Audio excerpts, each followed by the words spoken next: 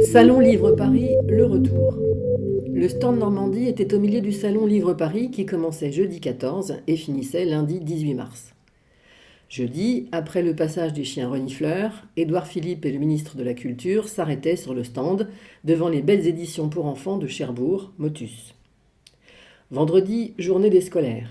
Des classes de primaire aux étudiants en année spéciale métier du livre, en passant par des ados ou des responsables de structures, par exemple pour primo-arrivants.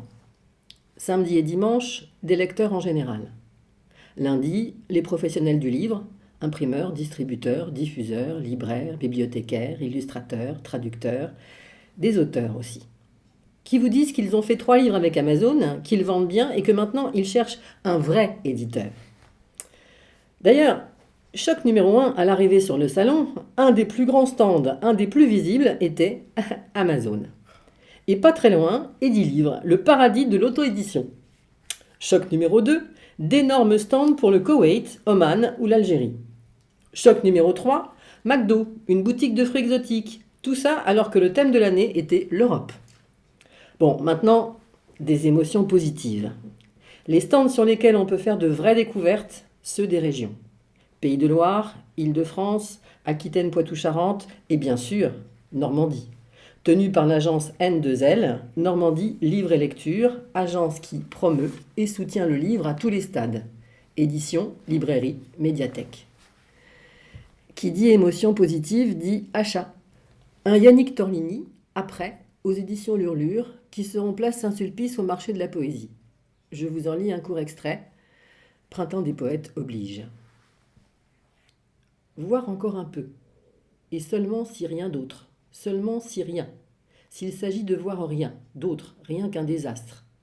Et quelques instants seulement avant la nuit, quelques instants, et quelque chose qui s'éteint, quelque chose qui n'a jamais été là pour être vu, jamais été là, toujours éteint.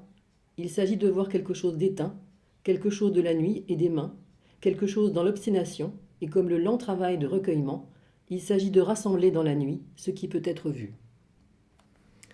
J'ai aussi acheté un Paul Morand, Carnet d'un voyage aux Antilles, qu'il a écrit en novembre-décembre 1927, au cours de ce voyage bien évidemment, aux éditions Passage, avec une présentation de Dominique Lany.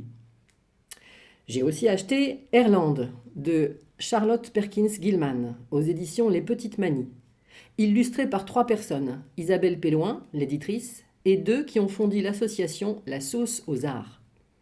Le sous-titre de Erland est ou l'incroyable équipée de 3 hommes piégés au royaume des femmes. C'est une utopie de cette américaine, Charlotte Perkins Gilman, née en 1890, morte en 1935, féministe avant l'heure. Enfin, un tout petit coffret de Dadasco Éditions, un jeu de cartes, collage d'images, photos et peintures, et de titres de chansons. Super beau. Voilà ma moisson au Salon Livre Paris 2019.